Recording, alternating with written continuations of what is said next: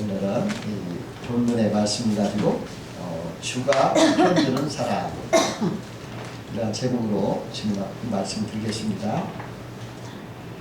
어느 부부가 있었습니다.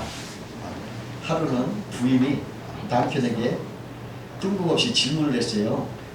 여보, 나하고 어머니하고 아들이 셋이 물에 빠졌다면 누구부터 건져줄 거예요? 남편이 한참 난감한 표정으로 고민하다가 이렇게 대답했어요. 그냥 어머니부터 건져드려야지. 부인은 불만스러웠지만 반발할 처지가 아니라 다시 물었습니다. 그 다음에는 누구입니까? 하니까 남편은 또 한참 생각하더니 할 수 없이 대답하기를 아들을 건져줘야지. 그랬더니 부인이 그냥 속이 상했어요. 자기가 그런 존재밖에 안 되냐 따졌습니다. 부부싸움을 했어요. 근데 그 후부터 부인이 스스로 고민에 빠지더니 막 우울증이 걸린 거예요. 그래가지고 혼자 괴롭게 하다가 정신과 의사를 찾아갔어요. 그 의사 선생님을 가서 그 자초점을 이야기했더니 의사가 가만히 난감한 표정을 짓더니 말이죠. 대답하기를 뭐라고 하냐면 부인 좋은 생각 있습니다. 그러면 차라리 수영을 배우시죠. 그렇게 말하더라는 것입니다. 예, 사람은요 누구나 자기 편이 되어주기를 바라는 것입니다. 이게 자기 편이 되면 힘이 나고 자신 있게 살 수가 있습니다. 우리 옛말에 똥개도 자기 집에서는 옷이 좀 따고 들어간다. 왜냐? 편들어주는 주인이 있기 때문에 똥개도 힘을 낸다는 거죠. 오늘 본문 시편 기자는 여호와는 내 편이시라 내가 두려워 아니하리니 사람이 내게 어찌할꼬 이렇게 외치고 있어요. 사람이 내 편인데도 힘이 나는데 하나님이 내 편이라고 하는 사람은 얼마나 힘이 나겠습니까? 그 다윗도 하나님이 편드니까 골리앗을 쓰러뜨리잖아요. 요셉도 하나님이 편드니까 승리가 되잖아요. 하나님이 편들면 신나는 일입니다. 그러면 오늘은 주가 편드는 사람, 내 편이 돼서 편드는 사람은 그 누구인가 한번 알아보면서 은혜를 나누고자 합니다. 첫 번째로 주가 내 편이 되어 편들어주는 사람은 주님을 보배처럼 여기는 사람입니다. 고린도 후서 4장 7절에 보니까 사도 바울은 주님을 보배라고 하셨어요. 질그릇에 담긴 보아라 이렇게 말했어요. 그리고 그렇게 보아가 담겨진 사람은 사방으로 우겨싸움을 당해도 쌓이지 않는다. 답답한 일을 당해도 낙심하지 않는다. 박해를 받아도 버림받지 않는다. 거꾸러뜨림을 당해도 망하지 아니한다. 이렇게 말하고 있어요. 여러분 이게 직장생활 하다 보면은 이 사람 저 사람한테 눈치를 보여야 돼요. 깨딱 잘못하고 찍혀가지고 많이 따당하면 괴롭잖아요. 직장을 못 다니고. 여러분 근데요 하나님이 계시면 보배로는 하나님이 계시면 그까지 아무것도 걱정할 거 없어. 어떠한 답답한 일을 당해도 걱정 없고 거꾸라트림 당해도 걱정 없고 예? 우겨싸움을 당해도 괜찮다는 거예요. 주님이 보배처럼 귀하기 때문에 그 보배를 갖고 있으면 그거 세상 괜찮아요. 주님은 누구세요? 만왕의 왕이시고 천지를 창조하시고 전능자십니다. 그분이 나와 함께 하는데 뭐가 두려워요? 보배가 내 안에 있으면 기쁜 거예요. 좀 민망한 얘기지만 내가 만약에 100억 로또를 붙였다고 합시다. 목사가 이런 말 하면 안 되는데 100억 로또에 붙었으면 누가 나를 막 욕을 해도 나 웃을 것 같아. 누가 나를 막 그냥 모욕을 해도 막 웃음이 막 나올 것 같아. 가만히 있어도 막 웃음이 막 나올 것 같아. 그 옛날 미국 서부에 금이 나온다는 소문이 났어요. 그러니까 사람들이 다 서부로 막 금 캐러 갔어요. 근데 어느 마을에서도 몇 사람들이 야 우리도 가자고 조를 짜가지고 갔어요. 그들이 고생 끝에 금액을 발견한 거예요. 그러니까 야 우리 장비를 갖고 와서 이걸 캐야지. 장비 가지고 가자. 근데 장비 가지고 동네 갈 때 하이도 말하지 말자. 우리만 하자. 그러죠. 말하면 안 되지. 절대 말하지 말자. 그 참고 갔어요. 그래가지고 장비를 가지고 홀래 오는데 동네 사람 다 따라오고. 아니 이거 말도 안 했는데 어떻게 이거 알고 이렇게 따라오냐. 그래서 동네 사람한테 물어봤어요. 어떻게 당신들 이걸 알고 따라왔냐. 그랬더니 그 사람들이 뭐라고 하냐면 당신들은 말 안 했지만 당신들 얼굴이 환하고 여러분들 마음이 즐거워서 눈빛이 살아있더라. 그래서 야, 이 사람들 건강을 발견했구만. 또 알겠더라. 그래서 따라왔다. 할 말이 없어요.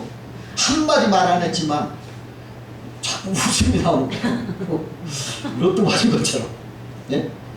여러분 뭐 지금 화천 뭐라고 하나? 화신 화천대요? 700억? 그 사람도 왜 걸린 줄 알아? 묻다가 그냥 참을 수가 없었을 게. 여러분 보배가 있으면 그냥 이 세상 누가 뭐라고 눈치 볼 거 없어. 응? 누가 나 눈치 봐. 그까지 그냥 보배가 있는데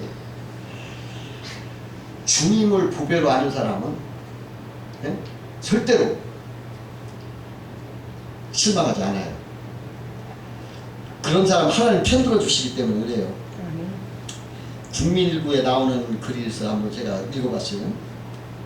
값어치를 모르는 사람은 광개토왕비도 빨래판이다. 고래청자도 개그릇 밥그릇이다. 섹스피어 친필책도 라면 그릇 받침대다. 이렇게 말해요. 주님의 가치를 모르면 이렇게 오는 거예요. 고려청자도 개밥그릇을 쓰는 사람이에요. 어리석은 사람이에요. 룻기에 보면 이런 말을 해요. 영원한 값어치를 모르고 당장 손해볼 것 같아서 싫어가지고 책임을 회피한 사람이 나오는데요. 근데 하나님은 그 사람을 뭐라고 하냐면 그 사람을 아무개라고 그래요. 아무개. 이름도 없어. 그냥 아무개. 이름도 없이 아무개로 하나님 부르셔요. 룻기서 4장 1절에 보면 아무개여 이리로 와서 앉으라 하니 그가 와서 앉으매 이런 말이 나와요. 하나님을 보배로 알지 못한 어리석은 사람들은 이름도 없어. 그냥 아무개요. 그러나 하나님을 보배로 알고 소중히 여기는 사람은 하나님이 편들어 주시는 거예요. 두 번째로 주님이 편들어 주는 사람은 부르짖는 사람입니다. 오늘 본문 5절에 보니까 내가 고통 중에 부르짖었더니 여호와께서 응답하시고 나를 넓은 곳에 세우셨도다 이랬습니다. 여러분 아기들이 배고플 때 어떡합니까? 자꾸 울고 칭얼대죠? 부르짖잖아요. 우리도 어려울 때 이렇게 기도하고 부르짖어야 돼요. 그래야 하나님 우리 편 내줘요. 그 한 가정이 재난이 왔어요. 그 가정이 망했어요. 그냥 수표가 망해버렸어요. 가정이 풍지박산되고 부인이 큰 충격을 받아서 그냥 기도가 안 돼요. 그래서 하나님 이렇게 그 말은 다 안 나와. 말이 안 나와. 충격받아서 밤새도록 그저 하나님 이렇게 하고만 있었어요. 그저 하나님만 불렀는데 마음속에 하나님 음성이 들어왔어요. 자기 마음속에 응답을 주신 거예요. 내가 부른 하나님이 너와 함께 있느니라. 이렇게 하나님 말씀해 주신 거예요. 하나님을 부르고 있는 내가 가장 소망적인 사람이구나. 내가 부르는 그 하나님이 지금 나와 함께 계시는구나. 이 사람 깨달으니까 그 순간에 그냥 그 순간에 모든 두려움이 싹 달아나고 막 기도가 막 흘러 넘치는 거예요. 하나님 앞에 참 하나님 이 말만 부르셨어도 하나님이 편히 돼 주셨다는 거예요. 그 어느 성도의 간증인데요. 그분이 아주 남편이 건강하고 직장생활 잘하고 있었는데 그 남편이 갑자기 뇌출혈에 걸려가지고 쓰러졌어요. 그래서 얼른 강남 성모병원에 갔다고 합니다. 갔더니 의사가 진찰하더니 이 뇌 안에 핏줄이 다 터져가지고 온머리가 피로 덮여서 이 의학적으로는 살 감은 없으니까 그냥 집으로 가라고 하더래요. 그래 확진자하고 딱 입원시켜놓고 이 사람이 38년 된 그 동안에 둘째가 한번 서로 할 정도로 아주 열심히 부처를 섬기던 사람, 불교인 불자였어요. 그래서 급한 마음으로 절로 다녀가서 스님을 만났어요. 그래서 스님한테 그랬어요. 스님, 절에서 하라는 대로 다 섬겼는데 왜 이런 일이 일어났습니까? 많은 형제 중에서 왜 우리만 이렇게 되는 일이 없습니까? 하고 따졌대요. 그러니까 스님이 그 조상을 잘 달래야 돼 하면서 제사를 드려라 그러더래요. 그럼 제사 150만 원 주고 제사 잘 드려달라고 부탁하고 내려왔어요. 그러다 며칠에 다시 절에 들어갔는데 절간에 문을 딱 넘는 순간에 이게 아닌데 왜 하나님이 주신 마음이었죠? 이게 아닌데 하는 생각이 딱 들면서 내가 왜 속고 있는가 이런 생각이 들더래요. 그래가지고 절간 스님을 만나자마자 자기도 모르게 이제부터 나 예수님 믿고 교회 나갈 거예요. 그러면서 절을 확 나가버렸대요. 그 집에 와가지고 절에서 사용하던 염주와 뭐 부적 같은 걸 다 불태워버렸대요. 그러고서 목사님을 모셔다가 예배를 드렸다고 합니다. 그리고서 남편을 위해서 40일 동안 아침 금식을 작정하고 날마다 남편에게 성경을 이렇게 읽어주면서 간절히 기도했다고 해요. 근데 어느 날 그가 기도 중에 이렇게 환상이 보이는데 갑자기 강한 빛이 자기 남편의 머릿속으로 이렇게 비추더래요. 근데 그 후로부터 이상하게 남편이 점점 회복이 돼서 그 중환자실에서 일반 병실로 옮기게 됐고 또 뇌촬영할 때마다 정식 차도를 보이더니 40일 작정 금식 기도가 마치는 그날은 정상이 됐다고 해요. 그래가지고 나왔는데 그래서 이제 병원에서 나와서 집으로 와서 이제 이렇게 있는데 그 스님이 전화가 왔더래요. 궁금해서 전화했겠죠. 그때 그가 이랬대요. 스님도 예수님을 믿으세요. 그러니까 스님이 이 사람 미쳤구만 그러더랍니다. 그러고 전화 끊었다고. 그 사람은 죽어가는 남편을 살려주신 하나님 앞에 충성을 다하고 지금도 열심히 신앙생활을 잘하고 있다고 해요. 아멘. 여러분 하나님은요 그냥 하나님하고 부르짖고 하나님만 이름만 불러도 하나님은 다 알아들으시죠. 우리 아버지시니까. 그 미국 알래스카에 스티븐이라는 청년이 있었어요. 그가 처음으로 교회를 갔는데 그날 하필 목사님 설교하기를 마태복음 17장 20절 말씀에 너희들이 겨자씨만한 믿음이 있어도 산에 옮겨간다. 이런 말을 하는 거예요. 근데 이 스티븐이라는 사람이 그 말을 듣다가 귀가 번쩍 뜨는 거예요. 자기 집 바로 뒤에 산이 하나 있는데 겨울만 되면 자꾸 눈이 흘러내려가지고 골치 아프거든. 그래가지고 저 산에 옮겨다가 기도해야 되겠다. 그래가지고 이 사람이 마음을 굳게 먹고 이제 기도를 시작했어요. 그런데 이 소문이 그 목사님한테 들은 거예요. 목사님. 근데 목사님 걱정이 되는 거예요. 그 기도대로 되면 좋은데 그 안 되면 어떡하나. 그런데 저도 하다 말되겠지 뭐 하다가 뭐 그만두겠지 이렇게 생각을 한 거예요. 그런데 이 스티븐이 열흘을 가도 20일을 가도 뭐 한 달을 가도 계속 기도하는 거예요. 그러니까 목사님이 다급한 거예요.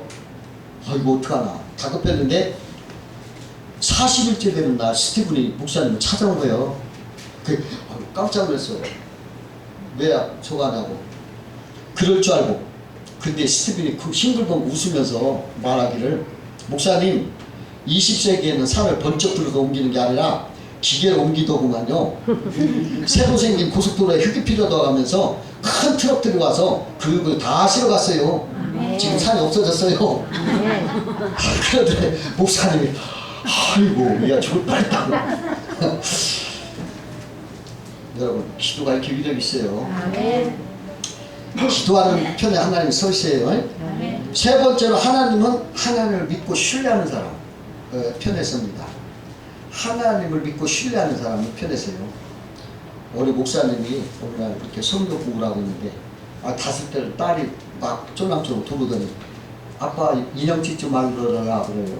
그러니까 그래 내가 만들어주마 이렇게 건성으로 대답을 했는데 이렇게 성경을 보고 있는데 딸이 자꾸 왔다 갔다 하면서 막 물건을 인형도 꺼내놓고 다 꺼내놓는 거예요. 많이 산더미처럼 꺼내놓고 원래 이상해서 부인한테 제가 뭐 하는 거냐고.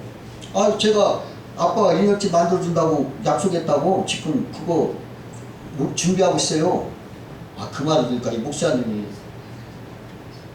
농담을 했지만 약속이잖아요. 근데 그걸 꽉 믿고 저렇게 하고 있는데 얼른 공부 그만두고 그냥 창고에다가 나무 꺼내가지고 망치 꺼내가지고 인형집을 만들어줬다고 합니다. 그 딸이 절대적으로 자기를 믿고 있는데 그걸 어길 수 없잖아요. 하나님도 마찬가지예요. 하나님도요. 성경으로 하나님 약속했죠. 이 말씀 하셨잖아요. 이거 붙잡으면요. 그 안 할 수가 없어요. 그 조지 빌러라는 사람 5만 버는다고 하는데요. 그 사람 어떻게 해서 그 기도가 5만 버는다고 하는 줄 알아요? 오직 말씀 붙잡고 있어요. 하나님 이렇게 말씀하셨잖아요. 고아의 아버지라고 하셨잖아요. 아버지는 먹여주고 입혀주고 뭐 다 해줘야 되잖아요. 이렇게 기도하는 거예요. 고아원을 내가 보니까 한 70년을 했는데 하루에 3번씩 온다고 하더라고요. 70년 동안 평균적으로. 그러니까 보니까 아침 점심 저녁 아침 점심 저녁 다 이렇게 기도로 응답받고 한 번도 굶기거나 헐벗들 없이 이렇게 했었다고 해요. 하나님을 신뢰할 때 하나님은 그대로 편히게 해주시는 거예요. 세계적으로 유명한 부흥 강사 빌리 그레암 목사가 계시고 그분이 휘튼 대학을 다녔어요. 시카고에 있는. 근데 그 휘튼 대학 교수들이 조금 자기 지성만 믿고 막 하나님 말씀을 막 자기 마음대로 해석을 하고 그냥 비판을 하는 거예요. 그런 사람들께서 이렇게 듣다 보니까 믿음이 떨어졌어요, 이 사람이. 그러니까 성경에 의심이 생기기 시작한 거예요. 그래서 성경을 읽어도 옛날같이 은혜가 되지 않는 거예요. 주일날 교회에 가서 주일학교 학생들한테도 성경 말씀을 가르치지 못하는 거예요. 확신이 안 쓰는 거예요. 그러니까 마음이 자꾸 근심이 깊어지는 거예요. 어느 날 그가 성경을 들고 산에 올라갔어요. 휘튼 대학 뒷산에 올라가가지고 하나님 앞에 기도했어요. 피를 토하는 심정으로. 하나님, 제가 여러 교수님들 밑에서 여러 학문을 접하다 보니까 제 마음에 하나님 말씀이 성경에 대해서 의심이 들었습니다.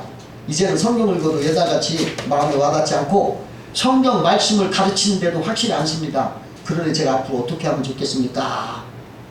그냥 울부짖어 기도하는데 조용한 달빛 아래서 하나님이 그를 향해서 이렇게 말씀하는 것이 느낌을 받는 거예요. 뭐라고 하냐면 너는 성경 말씀을 신뢰하라. 그리고 성경 말씀 그대로 선포하라. 아멘.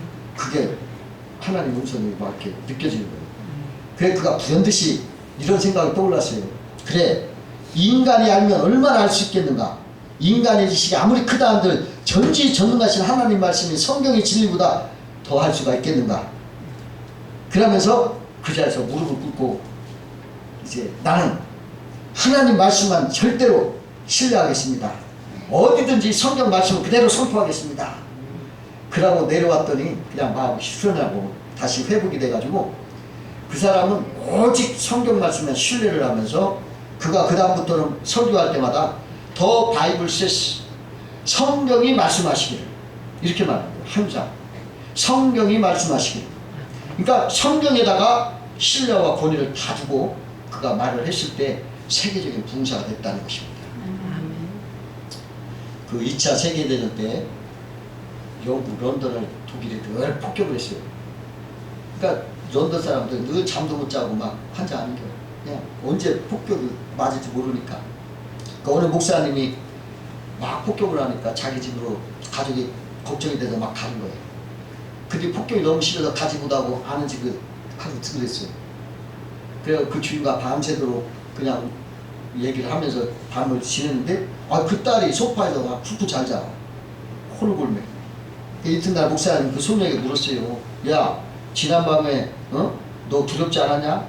우리는 폭격 때문에 잠을 하나도 못 잤는데 너는 어떻게 그렇게 편하게 자냐? 하고 물었어요. 그랬더니 그 소녀가 뭐라고 하냐면 졸지도 아니하시고 깨어서 지켜주신 하나님이 계신데 나까지 깨를 쓸 필요가 뭐가 있겠어요? 하더래요. 그 소녀는 말씀을 신뢰했기 때문에 편안하게 이렇게 지낸 거예요. 편들어 주셨어요, 하나님이. 하나님은 자기 말을 신뢰하는 사람을 편들어 주신 걸 아시기 바라요. 네 번째로 하나님은 예수 그리스도를 영접하는 사람에게 편들어 주십니다. 예수 그리스도를 영접하면 편들어 줘요. 예수 그리스도를 구주를 영접한 사람은 죄에서 구원받고 하나님의 자녀가 되는 거예요. 영접하는 자, 곧 그 이름을 믿는 자에게는 하나님의 자녀가 되는 권세를 주셨으니 요한복음 1장 12절에 말했어요. 예수 믿으면 하나님의 자녀가 된다고 말했어요. 그럼 하나님은 당연히 자녀 편이죠. 여러분 부모는 항상 자녀 편이에요. 비록 허물이 있고 부족함이 있어도 부모는 자식 편에 드는 거예요. 고슴도치도 자기 새끼를 예쁘게 보이는 거예요. 자기 자식이 남들이 볼 때 다 욕을 해도 아 우리 아이는 착한데 친구 잘못하다 그렇게 잘못됐다. 친구 잘못하다 내 아들은 착하다 이렇게 얘기하는 게 부모예요. 그 어느 부모가 자기 군대 간 자식 연애하러 갔는데 거기 훈련하는 거 봤어요.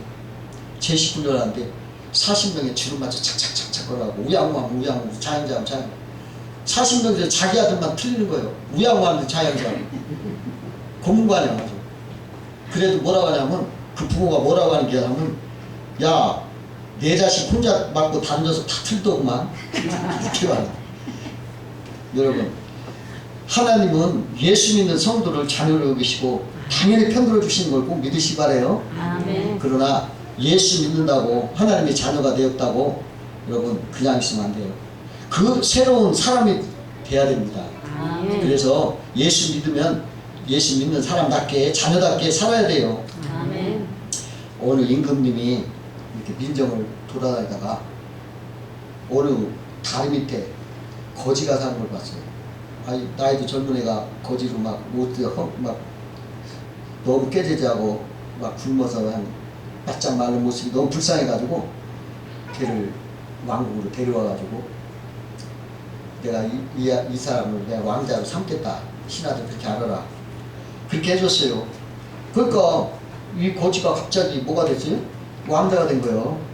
그러니까 이제 옷도 새로 이제 왕자 신부로 옷도 받고 있고 또 밥도 막 왕자처럼 맛있는 거 먹고 이제 구걸할 필요도 없고. 근데 막상 이 왕자가 된 거지는 근데 그게 실감이 안 나는 거예요. 아, 자기가 왕자인데도 이제 실감이 안 나. 모든 게 낯설고 어설픈 거예요. 아침이 되니까 이 왕자라는 사람이 밖으로 막 나가는 거예요. 그러니까 시선도 신하가 아, 왜 나갔냐고. 아, 나 세수하러 간다고. 어디로 가냐니까 다리 밑으로 가서 세수하러 간다고. 그러더랍니다. 그러니까 왕자가 됐지만 그지 모습을 벗지 못한 거죠. 우리도 마찬가지예요. 예수 그리스도를 믿어서 하나님의 자녀가 됐지만 그냥 세상에 있었던 대로 그냥 자꾸 다리 밑에 가서 세수하려고 한다. 그러면 안 된다는 거예요. 옛날 그 모습을 우리는 벗어버리고 새롭게 새 심령으로 새 사람이 되어 살아야 된다는 거예요. 아멘. 그 알렉산더 대왕이 있었는데 그 부하 중에서 이름이 똑같은 알렉산더라는 병사가 하나 있어요. 근데 이 알렉산더 병사가 맨날 못되지만 하고 사람들한테 욕을 얻어먹는 거예요. 그러니까 자기 이름이 막 더럽혀지는 거예요. 알렉산더 이름이. 그래서 하루는 이 알렉산더 대왕이 그 병사 찾아갔어요. 그랬더니 그 병사는 알렉산더 대왕이 올지도 모르고 이게 누워있다가 술 먹고 누워있다가 깜짝 놀라서 경례를 하니까 자네가 알렉산더인가? 예. 야 너 이놈아 네가 이름을 바꾸든지 네 행동을 바꾸든지 해라. 너 때문에 내 이름이 같이 덩달아 욕얻어먹는다 그랬답니다. 우리가 예수 그리스도를 믿으면 어떻게 해야 될까요? 그렇게 바꿔줘야 돼요. 옛날처럼 막 그냥 그 이름을 하면 안 돼요.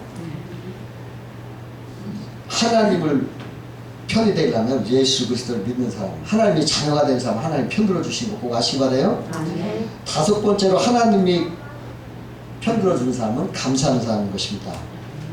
그 독일에 큰 지진이 기근이 있었을 때 사람들이 먹을 것이 없으니까 어떤 부자가 애들이 굶어 다니는 거 불쌍해서 빵을 만들어 가지고 애들을 날마다 빵을 줬어요. 그러니까 그 부자가 와서 빵을 줄 때는 막 모두가 달려서 막 빵을 먹는 거예요. 서로 큰 거 잡으려고 먼저 막 가서. 근데 거기에 그레첸이라는 소녀가 하나 작은 계집아이는 가만히 서 있다가 제일 나중에 제일 작은 빵을 갖고 가는 거예요. 그러면서 할아버지 고맙습니다 하고 인사를. 다른 애들은 그냥 막 큰 거 잡고 먼저 막 가는 게. 그 어느 날도 또 그렇게 하는데 그레첸 마지막 작은 빵을 들고 집에 와서 이렇게 먹으려고 쪼갰는데 거기에서 그 돈이 나온 거예요. 금화가. 금화 50세트 금화가 6개가 들어있는 거예요. 그러니까 이 그레첸이 이걸 할아버지한테 다시 갖다 주려고 갔더니 할아버지가 뭐라고 했겠어요? 야, 이렇게 감사하는 애에게 내가 일부러 넣어준 거다. 너 가져라. 착한 사람에게 내가 준 것이다 하고 그렇게 주더라는 것입니다. 그 성경에 보면 다니엘이라는 사람이 있어요. 하나님 앞에 늘 감사하고 사자 굴속에 들어간다 해도 감사함을 잃지 않고 늘 감사하는 거예요. 그 신하들 그 다른 모압 왕상 글을 해가지고 사자 굴속에 넣었더니 그 감사하는 그 다니엘에게는 사자가 덤비지 않는 거예요. 그게 살아남았어요. 그러니까 임금 걸고 깜짝 놀랐어요. 야, 그럼 한번 저를 모함했던 사람들도 한번 사자 굴속에 넣어봐라. 그 사람들 그 모함했던 신하들 사자 굴속에 놓으니까 그 발이 닿기도 전에 사자가 움켜들어 먹었더라는 거예요. 여러분, 감사하는 사람에게 하나님은 함께 하십니다. 아멘. 어느 여집사가 계셨는데 그분이 남편에게 불만이 있어가지고 남편이 가정일에 너무 신경을 안 쓴다고 바가지를 입다가 부부싸움을 했어요. 그러다가 소기상에서 시장방으로 들고 장을 보러 나왔어요. 그 시장에서 이것저것 둘러보는데 누가 뒤에서 소리치는 거예요. 아주머니, 사과하고 감사하세요. 아니 이게 무슨 소리야? 내가 부부싸움하고 나온 걸 어떻게 알았을까? 그러고서 이렇게 사과하고 감사하라니 하고 그 뒤를 돌아다 보니까 그 소리는 과일 장사가 한 거예요. 과일 장사가 사과하고 감사하세요. 사과하고 감사하세요. 이 말이 그가 그렇게 들은 거예요. 근데 이게 하나님이 나한테 주신 음성이다. 그래서 그 집사님이 사과하고 감을 사가지고 집에 왔어요. 그리고 남편에게 사과를 내놓으면서 사과하니까 사과 드세요. 그 다음에 감을 내놓으면서 감 드세요. 감사드려요. 그러니까 남편이 으리뚱 줄 알고 이거 웬일인가. 아까 미안했습니다. 바깥일에 신경 쓰실 일도 많은데 제가 감사해야죠. 그랬더니 화해가 되고 남편이 막 설거지까지 해주더래요. 감사는 아무리 큰 환난이라도 이기게 되고 아멘. 그런 중에도 행복해질 수가 있습니다. 하나님은 감사하는 사람에게 편이 되어 주셔서 행복하게 해주시는 것입니다. 여러분, 하나님이 여러분 편이 되게 하셔서 여러분들이 남은 생활을 행복하게 사시길 주의 이름으로 축원합니다. 기도.